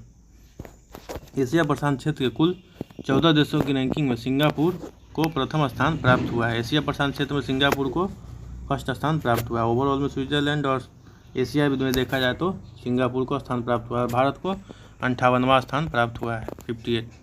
जबकि एशिया प्रशांत क्षेत्र के देशों की रैंकिंग में भारत को 12वां स्थान मिला है। और एशिया प्रशांत में भारत को कौन सा स्थान मिला है? 12। विश्व प्रतिभा रैंकिंग 2024 में मंगोलिया को सबसे अंतिम मंगोलिया को स्थान मिला है 67वां। इतना सारा रैंकिंग है, तो इसको याद करने का एक ही तरीका है कि इसको बार बार रिवीजन किया जाए। यानी इस एक वीडियो को आप क्या कर सकते हैं, 1.5 गुना 2 गुना स्पीड पे करके उसको 2 बार 3 बार देखेंगे तो अपने आप याद हो जाएगा। अगला है भारत का 43वां विश्व धरोहर स्थल। तो यूनेस्को की विश्व धरोहर समिति का 46वां सत्र 46th session of the world heritage committee 21 से 31 जुलाई 2024 तक भारत मंडपम अंतर्राष्ट्रीय प्रदर्शनी और कन्वेंशन सेंटर IECC नई दिल्ली भारत में आयोजित किया गया। यह प्रथम अवसर है जब भारत ने विश्व धरोहर समिति के वार्षिक सत्र की मेजबानी की। भारत में विश्व धरोहर समिति के 46वें सत्र के आयोजन के लिए भारत सरकार के संस्कृति मंत्रालय और इसके संबद्ध कार्यालय भारतीय पुरातत्व सर्वेक्षण ASI archaeological survey of India को नोडल एजेंसी के रूप में नामित किया गया था। किसको नोडल एजेंसी के रूप में नामित किया गया? तो भारतीय पुरातत्व सर्वेक्षण आर्कियोलॉजिकल सर्वे ऑफ इंडिया। स्मरणीय तथ्य 31 जुलाई 2024 को नई दिल्ली में प्रधानमंत्री नरेंद्र मोदी ने विश्व धरोहर समिति के 46वें सत्र का उद्घाटन किया। किसने उद्घाटन किया? तो 31 जुलाई 2024 को नई दिल्ली में प्रधानमंत्री मोदी ने। उद्घाटन समारोह के अवसर पर दिए गए अपने संबोधन में प्रधानमंत्री ने विकास भी विरासत भी विषय पर प्रकाश डाला। कौन सा विषय था? तो विकास भी विरासत भी। प्रधानमंत्री ने यूनेस्को विश्व धरोहर केंद्रों वर्ल्ड हेरिटेज सेंटर को $1 मिलियन के अनुदान की घोषणा की। भारत ने कितना अनुदान की घोषणा की? $1 मिलियन। इस योगदान का उपयोग क्षमता निर्माण, तकनीकी सहायता और विश्व धरोहर स्थलों के संरक्षण में किया जाएगा।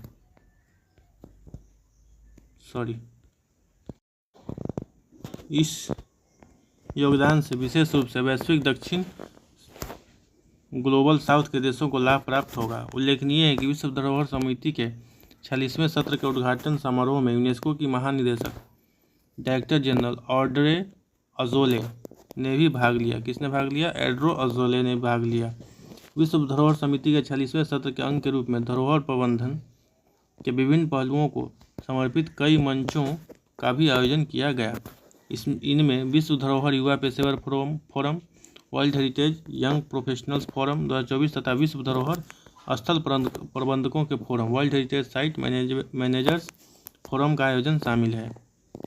उल्लेखनीय है कि विश्व धरोहर समिति के 46वें सत्र के उद्घाटन समारोह में प्रधानमंत्री द्वारा की गई घोषणा के अनुसार भारत में युवा पेशेवरों के लिए विश्व धरोहर प्रबंधन वर्ल्ड हेरिटेज मैनेजमेंट में एक सर्टिफिकेट कार्यक्रम प्रारंभ किया गया। विश्व धरोहर समिति के 46वें सत्र के दौरान इस समिति द्वारा विश्व भर के कुल 24 नए स्थलों को यूनेस्को की विश्व धरोहर सूची में शामिल किया गया। इन 24 नए स्थलों में 19 सांस्कृतिक स्थल और 4 प्राकृतिक स्थल तथा 1 मिश्रित स्थल शामिल है। इस नए स्थलों के शामिल किए जाने के बाद अब विश्व के 168 देशों में विश्व धरोहर स्थलों की कुल संख्या बढ़कर 1223 हो गई है। विश्व धरोहर समिति के कुल कितना हो गया? 1223। 46वें सत्र के दौरान 26 जुलाई 2024 को असम भारत स्थित मोइदम्स अहोम राजवंश की टीला दफन प्रणाली को आधिकारिक तौर पर यूनेस्को की विश्व धरोहर सूची में शामिल करने की घोषणा की गई। यह भारत का 43वां विश्व धरोहर स्थल है। भारत का 43वां विश्व धरोहर स्थल कौन सा है? तो मोइदम्स अहोम राजवंश की टीला। साथ ही यह विश्व धरोहर सूची में शामिल होने वाला असम का तीसरा स्थल है और असम का यह तीसरा स्थल है। इसके पूर्व असम स्थित काजीरंगा राष्ट्रीय उद्यान, मानस वन्यजीव अभयारण्य को विश्व धरोहर सूची में शामिल किया जा चुका है। उपरोक्त दोनों स्थलों को प्राकृतिक श्रेणी के अंतर्गत वर्ष 1985 में विश्व धरोहर शामिल में किया गया था। दोनों जो पार्क उसको प्राकृतिक श्रेणी के अंतर्गत किया गया था, जबकि मोइदम्स को सांस्कृतिक श्रेणी कल्चरल कैटेगरी में विश्व धरोहर सूची में शामिल किया गया है। स्पष्ट है कि मोइदम्स विश्व धरोहर सूची में शामिल किए जाने वाला असम का पहला सांस्कृतिक स्थल है और सांस्कृतिक स्थल के रूप में देखा जाए तो यह असम का पहला है और ओवरऑल देखा जाए तो ये तीसरा है और प्राकृतिक रूप से काजीरंगा और मानस वन्यजीव अभयारण्य देख लेते एक बार, काजीरंगा और मानस वन्यजीव अभयारण्य। लोगो विश्व धरोहर स्थल समिति के 46वें सत्र का लोगो कर्नाटक स्थित हम्पी में स्मारकों का समूह से प्रेरित है, जो कि एक विश्व धरोहर है। इसका लोगो कौन सा है? तो हम्पी में जो स्मारक का समूह है उसका प्रेरित है। इस लोगो में हम्पी स्थित विजय विट्ठल मंदिर के सामने स्थित पत्थर के रथ को प्रदर्शित किया गया है, जो कि एक प्रतिष्ठित स्मारक है। विट्ठल मंदिर के सामने स्थित पत्थर के रथ को। इस लोगो प्रतीक चिन्ह की टैगलाइन है सह नौ या सह। यह टैगलाइन संस्कृत में है, जिसका हिंदी में अर्थ है हमारा गौरव बढ़े, मे आवर ग्लोरी ग्लो। उल्लेखनीय है कि यह टैगलाइन प्राचीन संस्कृत ग्रंथ तैत्तिरीयोपनिषद से ली गई है। मोईदम्स के बारे में थोड़ा सा देख लेते हैं। मोईदम्स असम के चराईदेव जिले में स्थित है। पूर्वी असम में पटकाई पर्वतमाला की तलहटी में स्थित मोईदम्स वास्तव में टीले नुमा संरचना में दफनाने की एक व्यवस्था है। इन्हें ताई अहोम राजवंश द्वारा स्थापित किया गया था। उल्लेखनीय है कि ताई अहोम लोग 13वीं शताब्दी में राजकुमार शिव खाफा के नेतृत्व में चीन से वर्तमान असम में जाकर बस गए थे। 13वीं शताब्दी सी से लेकर 19वीं शताब्दी सी तक की 600 वर्षों की अवधि के दौरान ताई अहोम लोगों ने चराईदेव में मोईदम्स या दूसरे शब्दों में आत्मा के लिए घर का निर्माण किया था।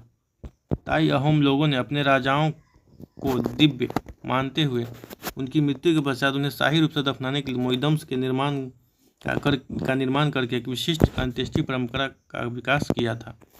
इन गुंबदाकार टीलों का निर्माण प्रारंभ में लकड़ी और बाद में पत्थर एवं पकी ईंटों का उपयोग करके किया गया।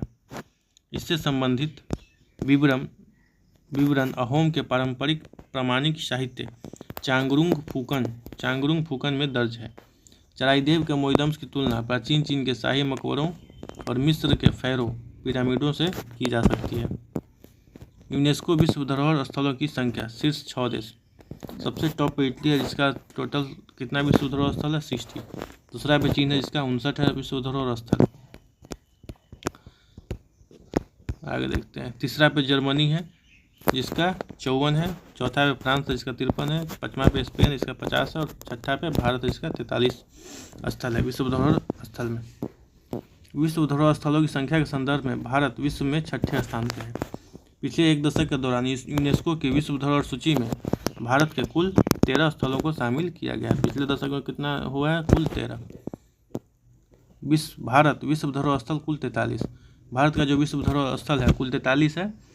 इसको हम लोग देखेंगे एक एक करके और इसको 2-3 बार देखेंगे तो दिमाग में एक रफ आइडिया हो सकता है। देखते हैं। पहला है आगरा का किला, उत्तर प्रदेश। पहला कौन सा है? आगरा का किला, उत्तर प्रदेश। 1983 में इसको शामिल किया गया, आगरा का किला। दूसरा अजंता की गुफाएं, महाराष्ट्र। 1983 में इसको भी शामिल किया गया। 1983 में 4 शामिल किया गया। अगला है एलोरा की गुफाएं, अगला क्या है? एलोरा की गुफाएं, ये भी महाराष्ट्र का है। और ताजमहल उत्तर प्रदेश का है।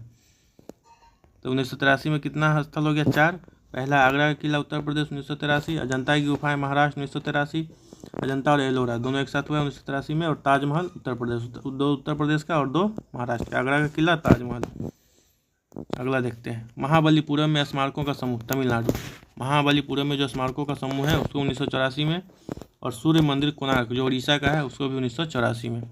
तो महाबलीपुरम में स्मारकों का समूह और सूर्य मंदिर 1984 में, उड़ीसा का। गोवा के चर्च एवं कॉन्वेंट, गोवा 1986 में। गोवा के चर्च एवं कॉन्वेंट, गोवा 1986 में। 1900 वर्ष उतना इम्पोर्टेंट नहीं है, नाम इम्पोर्टेंट है। अगला है फतेहपुर सीकरी, उत्तर प्रदेश 1986। फतेहपुर सीकरी उत्तर प्रदेश 1986। हम्पी में स्मारकों का समूह, कर्नाटक 1986। खजुराहो स्मारक समूह, मध्य प्रदेश 1986। एलिफेंटा गुफाएं, एलोरा, अजंता और एलिफेंटा भी शामिल हो गया। एलिफेंटा गुफाएं महाराष्ट्र 1987। महान जीवित चोल मंदिर, तमिलनाडु 1987, 2004। पत्तदकल में स्मारकों का समूह, कर्नाटक। एक हम्पी में हो गया स्मारकों का समूह, एक पत्तदकल में स्मारकों का समूह, कर्नाटक। सांची में बौद्ध स्मारक, मध्य प्रदेश। सांची में बौद्ध स्मारक, मध्य प्रदेश 1989। सांची का जो बौद्ध स्मारक है मध्य प्रदेश का। हुमायूं का मकबरा दिल्ली, हुमायूं का मकबरा दिल्ली का 1993 में। कुतुब मीनार और उसका स्मारक दिल्ली, यानी हुमायूं का मकबरा और कुतुब मीनार 1993 में। आगे देखते हैं। भारत की पर्वतीय रेलवे जो दार्जिलिंग में है, पश्चिम बंगाल, नीलगिरी, तमिलनाडु, कालका, शिमला, हिमाचल प्रदेश, इन सब को शामिल किया गया है भारत की पर्वतीय रेल के रूप में 1999, 2005 और 2008 में। बोध गया में महाबोधि मंदिर परिषद, बिहार। बोध गया का जो महाबोधि मंदिर परिसर है बिहार का, यानी एक असल बिहार का भी है, बिहार के एग्जाम के लिए इम्पोर्टेंट है, 2002 में शामिल किया गया है। भीमबेटका के रॉक शेल्टर, मध्य प्रदेश का है, इसको भी 2003 में शामिल किया गया है। चंपानेर पावागढ़ पुरातात्विक पार्क, गुजरात, 2004। चंपानेर पावागढ़ पुरातात्विक पार्क, गुजरात। छत्रपति शिवाजी टर्मिनस, पूर्व में विक्टोरिया टर्मिनस, जो महाराष्ट्र का रेलवे स्टेशन है 2004 में शामिल किया गया। लाल किला परिसर दिल्ली 2007, लाल किला परिसर दिल्ली 2007, लाल किला को भी शामिल किया जा चुका है। जंतर मंतर जयपुर का, राजस्थान 2010, राजस्थान के पहाड़ी किले चित्तौड़गढ़, कुंभलगढ़, जैसलमेर, रणथंभौर, आमेर, गागरोन, इन सबको शामिल किया गया है 2013 में। चित्तौड़गढ़, कुंभलगढ़, जैसलमेर, रणथंभौर, आमेर। रानी की वाव, रानी की बावड़ी पाटन गुजरात का, रानी की जो बावड़ी है गुजरात का, उसको 2014 में शामिल किया गया है। नालंदा बिहार में, नालंदा बिहार का पुरातात्विक स्थल, यानी बिहार का दूसरा हो गया, पहला महाबोधि मंदिर, दूसरा नालंदा 2016 में। ली कॉर्बुजिए का वास्तुशिल्प कार्य आधुनिक आंदोलन में एक उत्कृष्ट योगदान, चंडीगढ़ 2016। अहमदाबाद का ऐतिहासिक शहर गुजरात 2017 में। मुंबई के विक्टोरियन गोथिक और आर्ट डेको एसेंबल महाराष्ट्र 2018 में। जयपुर शहर राजस्थान 2019 में। और धौलावीरा एक हड़प्पाकालीन शहर गुजरात 2021 में। धौलावीरा जयपुर शहर, पूरे जयपुर शहर को ही शामिल किया गया है। अगला है काकतीय रुद्रेश्वर मंदिर, रामप्पा मंदिर, जिसको रामप्पा मंदिर भी कहते हैं, तेलंगाना का, 2021 में शामिल हुआ। शांति निकेतन पश्चिम बंगाल का, रविन्द्रनाथ टैगोर द्वारा 2023। होयसल के पवित्र मंदिर समूह कर्नाटक 2023, होयसल का पवित्र मंदिर समूह कर्नाटक का जो है वो भी 2023। मोइदम्स अभी पढ़े हम लोग, मोइदम्स अहोम राजवंश की टीला दफन प्रणाली असम 2024। अब है प्राकृतिक स्थल, ये सब धरोहर है। अब ये जो पढ़ रहे हैं सॉरी वो जो है वो मानव द्वारा निर्मित है, और हम लोग प्राकृतिक स्थल के बारे में देखेंगे। 36वां है काजीरंगा राष्ट्रीय उद्यान 1985, केवलादेव राष्ट्रीय उद्यान 1985 राजस्थान का, केवलादेव। अगला है मानस वन्यजीव अभयारण्य असम का 1985। सुंदरबन राष्ट्रीय उद्यान पश्चिम बंगाल 1987। नंदा देवी एवं फूलों की घाटी राष्ट्रीय उद्यान उत्तराखंड 1988 और 2005। पश्चिमी घाट कर्नाटक, केरल, महाराष्ट्र, तमिलनाडु, पश्चिमी घाट 2012। ग्रेट हिमालयन नेशनल पार्क संरक्षण क्षेत्र हिमाचल प्रदेश 2000। मिश्रित स्थल के रूप में कंचनजंगा राष्ट्रीय उद्यान सिक्किम का, कंचनजंगा कहाँ का है, सिक्किम का। तो इसको अगर हम लोग 2-3 बार देखेंगे तो ओवरऑल आइडिया हो जाएगा, हम लोग एग्जाम में छांट सकते हैं। अगला है 4 नए FATF की ग्रे, 4 नए देश FATF की ग्रे सूची में शामिल। FATF का जो ग्रे सूची है उसमें 4 देश शामिल हुए हैं, कौन कौन है देखते हैं। FATF का पूर्ण रूप financial action task force, financial action task force FATF है। इसकी स्थापना वर्ष 1989 में फ्रांस की राजधानी पेरिस में की गई थी। FATF एक अंतर सरकारी निकाय है जिसे G7 शिखर सम्मेलन के दौरान स्थापित किया गया था। इसे कब स्थापित किया गया था, G7 शिखर सम्मेलन के दौरान। FATF वैश्विक मनी लॉन्ड्रिंग और आतंकी वित्त पोषण पर नज़र रखने वाली एक संस्था है। वर्तमान में FATF के कुल 40 सदस्य हैं, जिनमें 2 क्षेत्रीय संगठन शामिल हैं, यूरोपीय आयोग और खाड़ी सहयोग परिषद है। इन सदस्यों में से 24 फरवरी 2023 को FATF ने रूस की सदस्यता को निलंबित कर दिया है।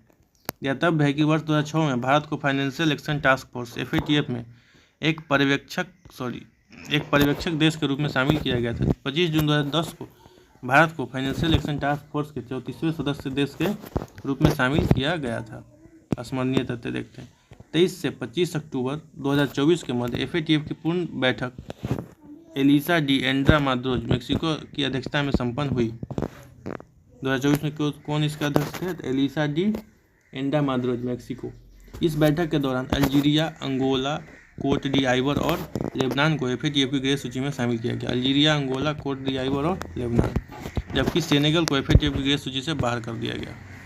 अगला है वैश्विक पेंशन सूचकांक 2024। वैश्विक पेंशन सूचकांक Mona's centre for financial studies, Mona's university स्थित मोनास बिजनेस स्कूल का अंग और मर्सर के सहयोग से CFA निवेश क्षेत्र के पेशेवरों और पेशेवरों का वैश्विक संघ द्वारा प्रायोजित एक सर्वेक्षण है। गौरतलब है कि वर्ष 2024 के इस सूचकांक में विश्व भर के 48 वैश्विक पेंशन प्रणालियों का एक व्यापक तुलनात्मक अध्ययन प्रस्तुत किया गया है। स्मरणीय तथ्य 15 अक्टूबर 2024 को मर्सर CFA इंस्टीट्यूट वैश्विक पेंशन सूचकांक 2024 जारी किया गया। यह इस सूचकांक का 16वां वार्षिक संस्करण है। MCGPI 2024 के अनुसार नीदरलैंड्स, आइसलैंड, डेनमार्क एवं इजराइल की सेवानिवृत्त आय प्रणालियाँ विश्व में सर्वश्रेष्ठ हैं। यानी विश्व में टॉप पे कौन है, तो सबसे टॉप पे है नीदरलैंड्स, फिर आइसलैंड, फिर डेनमार्क। नीदरलैंड्स, आइसलैंड और डेनमार्क। MCGPI 2024 में भारत को 48वां स्थान प्राप्त हुआ है। भारत को कौन सा स्थान प्राप्त हुआ है, 48वां, 48। वैश्विक भूख सूचकांक 2024 विश्व भूख सूचकांक यानी ग्लोबल हंगर इंडेक्स एक ऐसी युक्ति है जो वैश्विक, क्षेत्रीय तथा राष्ट्रीय स्तरों पर भूखमरी की गणना एवं उसकी वस्तु स्थिति का पता लगाने के लिए डिजाइन की गई है। वैश्विक भूख सूचकांक 4 संकेतकों यथा अल्प पोषण,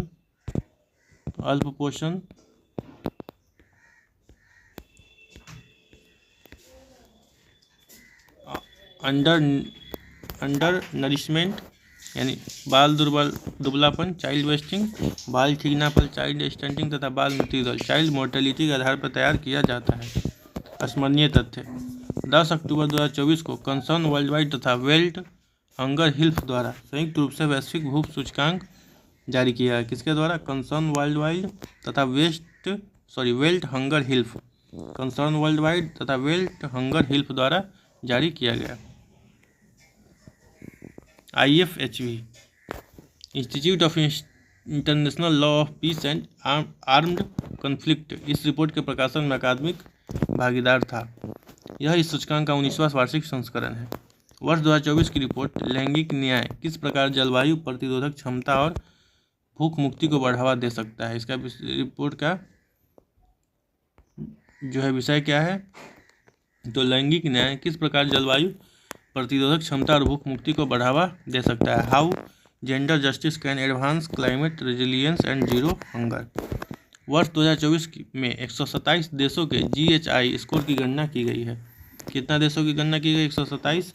वर्ष 2024 में GHI 18.3 है जो भूखमरी की मध्यम स्थिति को प्रदर्शित करती है। वैश्विक भूख सूचकांक 2024 के अनुसार वैश्विक स्तर पर कोई भी देश भूखमरी की चरम स्थिति में नहीं है। यानी कोई भी ऐसा देश नहीं है जो भूखमरी की एकदम चरम अवस्था में हो। वैश्विक भूख सूचकांक 2024 में 22 ऐसे देश शामिल है जिनका GHI स्कोर 5 से कम है। इन देशों को अलग अलग व्यक्तिगत रैंक प्रदान नहीं की गई है, बल्कि समूह के रूप से इन्हें 1 से 22 रैंक तक सूचीबद्ध किया गया है। इन 22 देशों में चिली, चीन, क्रोएशिया, कुवैत, लाटविया, सर्बिया, तुर्की, UAE आदि शामिल हैं। आर्मेनिया GHI स्कोर 5.1 इस सूचकांक में 23वें स्थान पे है।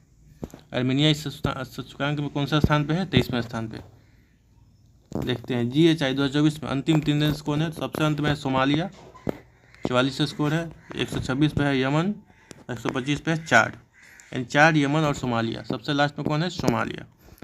वैश्विक भूख सूचकांक 2024 में भारत की रैंक 105वीं है और GHI स्कोर 7.3 है। भारत ग्लोबल हंगर इंडेक्स में भारत का रैंक कितना है? 105। स्पष्ट है कि GHI 2024 में भारत का स्कोर यहाँ भूखमरी की गंभीर स्थिति को प्रदर्शित करता है। तो इस तरह से हमारा अंतर्राष्ट्रीय प्रकरण का जो टॉपिक है वो ख़त्म हो गया है। अब नेक्स्ट वीडियो में हम लोग अंतर्राष्ट्रीय सम्मेलन को देखेंगे।